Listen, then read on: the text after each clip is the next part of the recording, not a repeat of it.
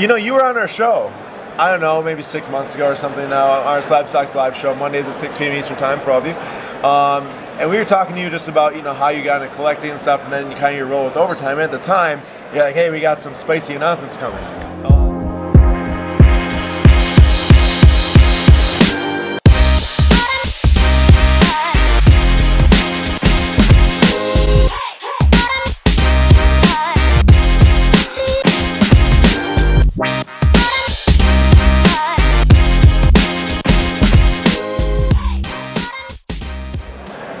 Welcome back, everyone, to another interview here at the Min Collective at the Collectable Studio booth. Super excited to be here because we got a special one today with Sam from Overtime Elite.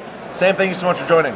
Thanks for having me. I'm excited to be here. I made a last-minute trip, so definitely down to always talk to you guys. I love it. So, you were on our show, I don't know, maybe 6 months ago or something now, our SlabStox live show, Mondays at 6 p.m. Eastern time for all of you. And we were talking to you just about, how you got into collecting and stuff, and then kind of your role with Overtime. And at the time, you're like, hey, we got some spicy announcements coming. It resulted in a start of a new basketball league for high school prospects and maybe people that don't go, or players that don't go to college. And then even more so, for all of you maybe, the start of the resurgence of Topps Chrome basketball. This is the first Topps Chrome basketball product that's licensed since like the 2009 release when they did the Topps and Topps Chrome mix. But very cool. First off, congrats on this. Thank you. Yeah, we've been working on it for a while, and as a basketball player and like a sports card collector, like having Topps Chrome basketball and seeing like our logo on it is pretty wild. So yeah, very cool. So maybe people who have watched this already know who you are, so we'll jump more into the Overtime Elite stuff. But give us some background on Overtime Elite before we start to talk about the product itself. Yeah, so Overtime, we started as a media company, and we worked with all the top high school basketball players. We worked with Zion, LaMelo, all those guys. And one of the things we learned, not from those guys in particular, but just from talking to parents and players, is that like some guys like the route, the path, the route to the NBA, which is you do your AAU stuff, you go to college, then you go to the NBA, right? But like for some players, that doesn't work. I mean, if you're a top player and you're 16 years old, everyone's posting, you're getting millions of views, you're not making any money off of that. A lot of people, their families could use the money earlier, right? And like the other issue is, in some AAU programs, you're playing 8 games in a weekend, and it's like not actually good for your body. That's terrible. No, it's like optimized for like whatever they're doing over there, not like actually for player development. So what we saw was that there was an appetite and an interest in like something, an alternative path to the pros. And like, look, LeVar Ball tried something, but it wasn't necessarily, I think, executed particularly well. And we just thought like, with our capabilities, with the people behind us, that if anyone could kind of create this alternate path, then it was Overtime. And we thought if it wasn't us, it was going to be someone else.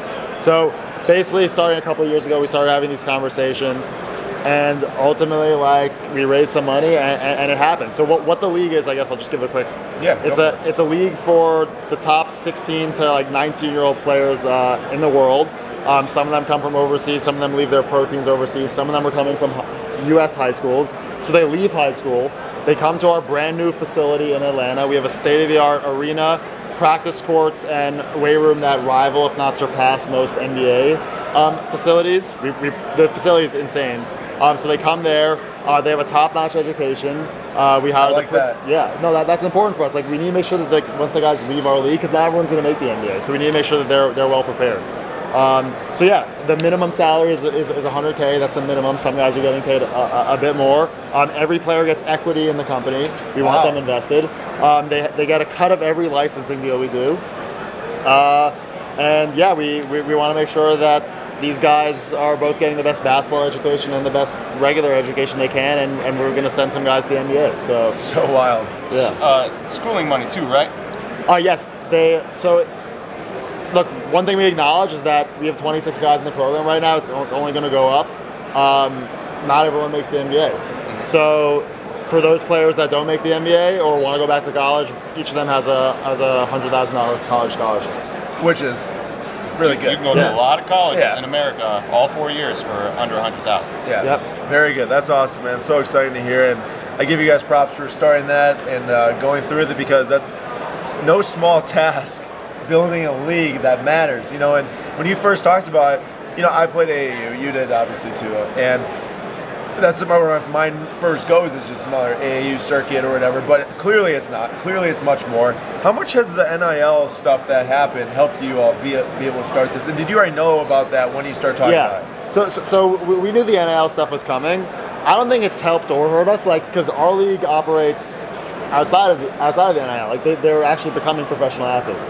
So we don't need to abide by any NIL rules. I think one thing that made it a little bit more interesting was that, like, now you can go make some money in college.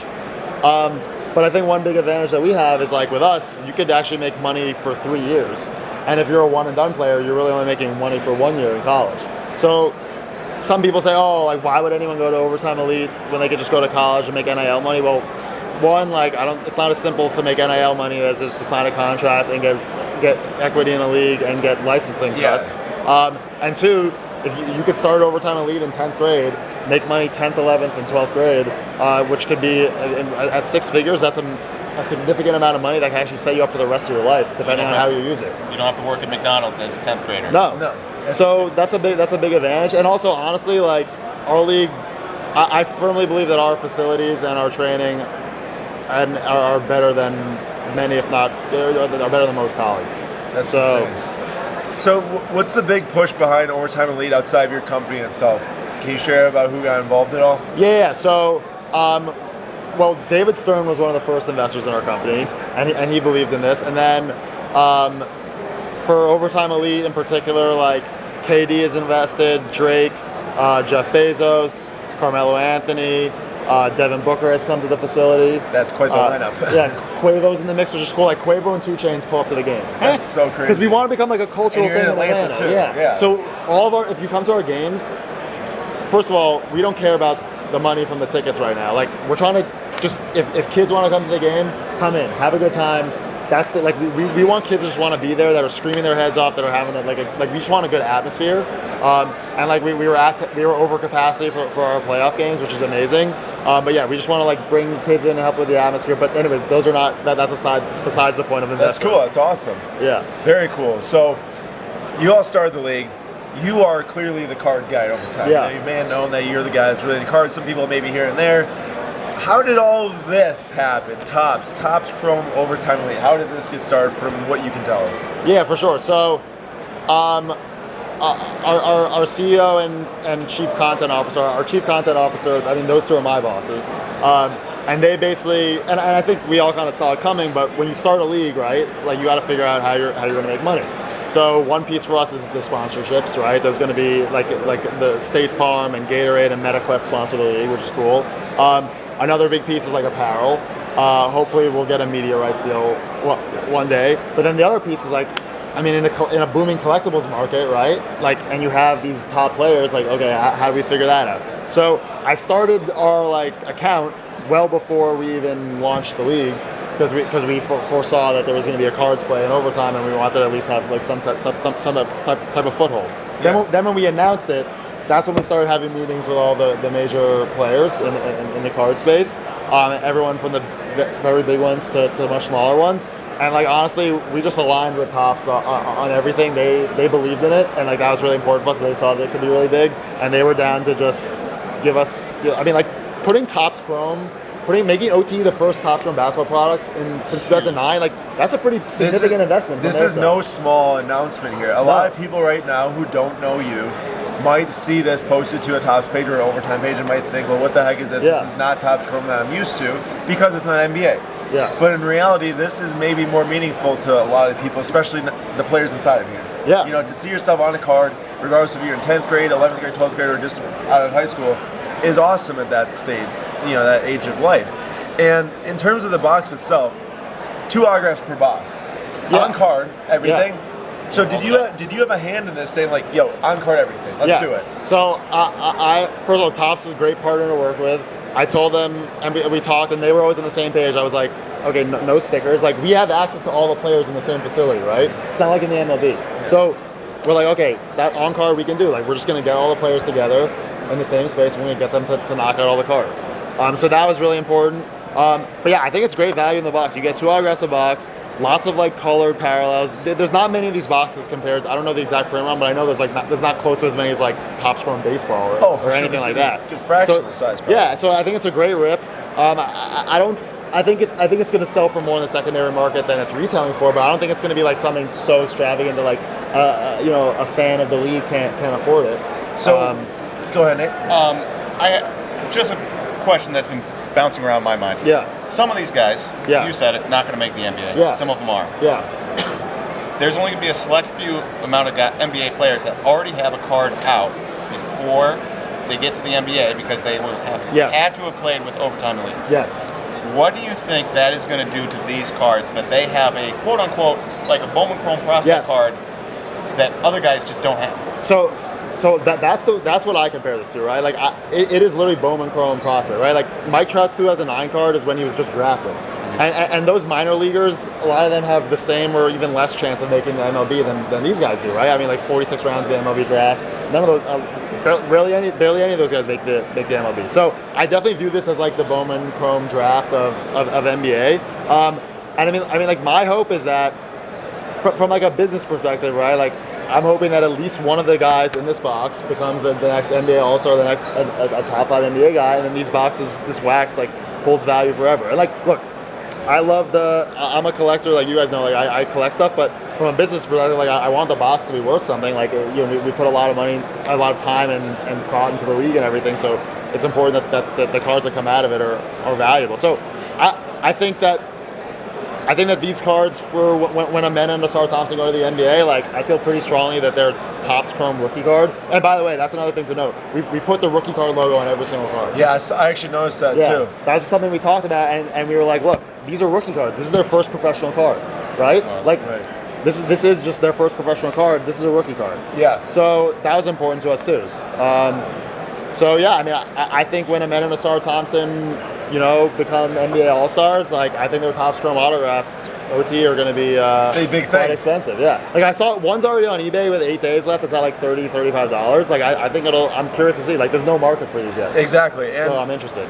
The other thing beside it is like right now, as for us sitting here, I'm sure so many people watching this, I couldn't tell you, other than looking at the card or names on the boxes, who these guys are or anything. Yeah. We have to assume through media rights, through content, all that stuff, we will start to learn about these players, especially as the NBA draft approaches. Yeah. Getting in now, prior to a year from now, huge difference, like huge difference. Yes, I really think when people start to hear about these like Thompson twins, it could go crazy. Yeah. Could you imagine, a couple years ago, the Zion Williamson hype constantly from the time he was 15. But he had this to 18. If he had that. If he had these, if he had, well, he was in high school. If he had these cards, there would be. I can't imagine they wouldn't be one of the hottest cards of the show. I agree. And here's the thing. Okay, so we know that with NIL and with Topps' play to get more into the amateur market, non-NBA, they're gonna release more. They will release a Bowman University that is centered around college players. But the difference is that these are licensed OTE. Bowman University, as of now, until something changes with Panini's license, they don't have the college rights. Right. So we know that these players. I bought a Johnny Davis Bowman Next auto because that's cool to me, Wisconsin player. But there's no Wisconsin logos on it. It's just like a random red jersey. So this, while people might be, and we'll also be able to watch these guys on TV at some point, could be huge because of how much people care about licensed stuff. Yeah. No, this is fully. Yeah. I mean, we have a really good, strong partnership with Topps, like fully licensed. Like they come to the events, everything. So like, this is like a legit, like premium Topps Chrome product with the Overtime Elite on it. How cool is it to you knowing how this all started 2 years ago, and you look at this and you say this is the same style card that has Lewis Hamilton, Pedri, Messi, all these different worldwide icons in here. Now that you have Overtime Elite on here too, it's crazy. But I want to even take it further. So we're talking with Topps about us designing, our graphics team designing inserts for next year. Yeah. So like. We're trying to do not that like obviously there's a lot of creativity within the card space, but one thing I always like talk about is like bringing in people that don't have experience in one thing and just bringing like a different perspective. So we have all these graphic designers that are making graphics for our videos and things like that, and like they're like, yeah, we could design a sick insert. So like we're planning on doing like overtime inserts. Maybe it's like one of the Topps Chrome inserts next year is an overtime one that's designed in-house by Overtime. Very cool. So I'm trying to definitely push the limits, and we're trying to do some cool stuff. And like I said, like Topps is down for whatever. and they've just been like a really good partner of it. Can we bank on someday? Now, Topps Chrome is amazing. Can we bank on like a high-end product someday? So we have Inception coming out this year. Really? Whoa. Yeah. So that's all. Is that breaking news? No, that's public, but I don't have the exact date yet. But yeah, we're doing Inception. So there's going to be relics. There's going to be like shoe stuff. Patch autos and stuff. Yeah. So that's. Are those all going to be on card too? Yeah, that's all a big on deal. card. Yeah. You know that patch autos in Inception for different sports or sticker autos, baseball and stuff. We're not doing stickers. You're not doing that. I'm going to fly down to Atlanta and make sure every one of those cards gets signed. I love it. Tell me, how can I get this, bro? What? Oh, yes. Okay. That's what it was. So we did a pre-release on the Overtime website, sold out in 10 minutes. That was a very limited release. They're going to release publicly on the 30th on Topps.com, but then also like in your local hobby shops, Walmart. There's going to be some blaster boxes in Walmart and Target, I believe. Like I said, like that's big. There are less of these out there than typical products. Yeah, I mean, I would try to get them at that retail value because I really do think for $100, like it's such a fun rip. Yeah. Can you share with me? I don't know if you can. The amount of autos each guy signed. I want to say. I'm actually not sure if I'm allowed to say. So I think I better check. I better check. If I'm allowed, I will text you. Okay. Well, yeah. Don't overstep just in case, but. We know there's gonna be color autos at least. Oh yeah. Hey, tell us if you can. What are the different autograph parallels if you remember? So, okay. Like, is this the base right here? There's gold, or is this the refractor? That's the base. So the base is a refractor. The base is a refractor. Okay. There's superfractor, which is I filmed a lot of the guys sign their superfractor, and I had them guess what the value is going to be. So those are obviously like so excited about. Like, I mean, having our guys superfractors. There's gold. I believe purple. You got orange. Orange. Blue, I don't think I saw. Okay. So not that many is what you're trying to tell me. There's not that many. Like, I mean, they didn't sign like as many as like Justin Herbert signed. Right. It's not like that. Yeah. They did it in like it didn't take them that long. Okay. It was like 2 sessions. Well, one last question. You bring it up. You filmed your players signing the superfractors, right? Get some content out there, having them guess. How many of these guys, were excited about it, collected cards, and really kind of knew what they were doing and giving a good guess? And how many of these guys maybe are like never into it but might be able to get into it because they have their own cards? So I don't think a lot of them knew exactly what the size of the sports card market was, but when I went in there, when I went up to them and asked and told them about the superfractor or filmed them, I told them, like, yo, if you make the NBA and you become a really good player in the NBA, like this card could be worth a lot of money. So then they were like, oh. When I told them I was like, the Mike Trout card sold for $5 million, they were like, oh, like that's how you get their attention, right? Yeah. So once I told them that, suddenly they're taking pictures of the cards on putting it on their Instagram. Like, hey, here's my $1 million card. Right. Then suddenly, like they're taking a little more time signing the autograph. So I think I need no JG from this guy. No, so his was much better on the Superbike, but look. You could tell he got tired. Like his autograph at the beginning was much better, and he just got tired by the end of it. So there's some scarcity now to his autos. Get the better ones. There's some scarcity to his full auto for sure. This is Gortman. That's Jay-Z Gortman. Yeah, so he's good. He's right now projected second rounder, but we'll see. Very cool. Yeah. So yeah, I don't know the exact all the colors. I can't remember, but that's fine. I mean, for me, like I want to see what happens with the superfractors. Like I just have no what is the Amen Thompson superfractor worth right now? I have no idea. I don't think anyone will know until it sells. Yeah. Exactly. Like I just have no idea. So it's interesting. It's just like an interesting like social experiment to see what happens with these. Yeah. All right, Sam. If you want to leave our audience with one last thing on your new Overtime Elite Topps Chrome product, or just in general, what is it? Yeah. I think like the thing that's important for us is like we're trying to pave the way or do something different. We're trying to economically empower all these players, right? Like getting paid 16, 17. 6 figures is a lot, but we're trying to teach them how to use the money and how to make that money work for them long term. And like really, we're just trying to make something like at Overtime. We just want to blow everything up and change the way things are done. And we hope that we're doing it with the league and Topps Chrome is part of that journey for us. So. I'm just excited for people to see it. I really just hope people like it. I hope they enjoy ripping it and just like the product. That's so awesome. Well, Sam, thank you so much for joining us. You heard him March 30th on Topps.com, Overtime Elite. the new hobby box, the first Topps Chrome basketball to release since the licensed product in 2009, which wasn't even really Topps Chrome. The last actual Topps Chrome release was 2008 Topps Chrome basketball. So man, it's been a while, but here we are, we've got it, and I'm excited. I'm gonna try to get some on March 30th also. All right, guys, so quickly, best deal you ever made? Well, when I bought my Topps Chrome LeBron James Refractor BGS 9.5 rookie, that was probably the best deal I ever made, because in about 2 months it over doubled. And that was back in like April of 2020, but yeah, it's crazy. Best deal I ever made was Aaron Ashby Super Refractor Auto at the National 2021. Bought that bad boy for $400 and 10 times in 2 months. That's pretty good. Actually, if we're talking like lowest and biggest, I bought $10 and bought me Silver's Graham for $8, sold him for $4K. Damn. I don't one up him. Actually, if we're talking lowest and biggest, oh wait, no. He is a guy. He's a guy. Okay, other end of the spectrum, worst deal you ever made? Okay, I got easy. I put like $1,500 into Orlando Arcia 2015 Bowman Chrome Autos. He was like a top 5 prospect at the time. I had no idea how to read prospects. He was a prospect guy. I did not ask him. I was just happy about the Brewers prospect being in the top 5. And I sunk $1,500. And this is back in 2000 and maybe 17. And you can imagine the amount of cards I could have gotten for $1,500 in 2017. Some being like $50K now. Ooh. The worst for me was the first card I bought by myself getting back into the hobby. And it was a second year Chris Bryant auto for $400. It was a bad purchase at the time. I didn't realize it was a second year auto.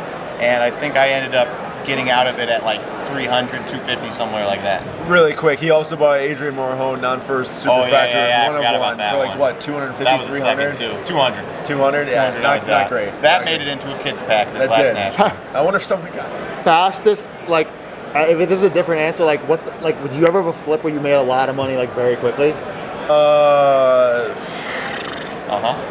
had one? Yeah. Also 2021 national. Dollar boxes. You ever hunt those dollar boxes? I don't have the patience. Hunt those dollar boxes. I found $100 worth of cards, sold them for $1,400. Okay. Yeah. My dad and I here, we love doing Formula One, and we traded for a Max Verstappen purple out of 10 Sapphire from the first Topps Chrome Sapphire set. You know, at the time we traded in at a value of $5K. Within a week after the national, listed on eBay for like 10 grand and got like $8,500 off within like 10 minutes. But now that card's like a good like 25, 30K, so. Damn. Okay, other end of the spectrum, fastest money you ever lost? Oh man, that's a tough question. Fastest, I think that I'll give you like a category. Fastest money I ever lost had to be on grading a card. I bought this was recent, within the last 2 months. LeBron EX rookie the acetate. Love the card, bought it raw. The guy pulls it in 2003. Into magnetic since then. I'm like, this is money. This card is no chance it's less than a 9. I paid up big on it because I like maybe even a 9.5 from SGC. I got a 7. Auction it off. It gets like $650, $700, and they paid like $1,600 on it. This was like 2 months ago. That was one of the worst I think I've ever had in a quick amount of time. I got nothing for that one. Oh, that's good. He's never lost money. He's so good. He's so good. Okay, what's your favorite card in your collection? I think I gotta go with Hank Aaron 1954 rookie PSA 3. I have a lot of cards that I like a lot that are valuable. That Hank Aaron's obviously valuable, but that one, and then also a Kobe 96 rookie PSA 9 that I bought at my very first card show ever for like $1 raw for a show too. Okay, this is a related question. What's your favorite food? Favorite food? Mac and cheese maybe? Okay, would you rather give up your Hank Aaron rookie card or never have mac and cheese again? Oh, I'll give up mac and cheese. I have plenty of other things to eat. Okay, fine. Okay. Mine is a Sviatoslav Mikhailuk Prism 2019 Prism man. Pink Pulsar. 2018 Prism. 2018 Prism Pink Pulsar number 42. Pulled it myself. We went Luca hunting for $70 retail boxes. You can't find those anymore. And pulled the Svi instead. I'm a Kansas guy. He's a Kansas guy. Love it to this thing. Wait, you're not kidding? That's actually your favorite card, the Svi Mikhailuk? Oh yeah. Okay, and what's your favorite food? Ooh. Is that pick something like beef because you can't eat it? That's a loaded question, but I'd probably say, I don't know, like chicken mole. Okay, and so would you rather chicken mole? Yeah. Okay, and would you rather give up your Svi Mikhailuk or never? He's burning the Svi. Oh, I would throw the Svi so far away so quick as I'm. He needs his chicken. This kid's obsessed with food. Of course he's not going to give up the food.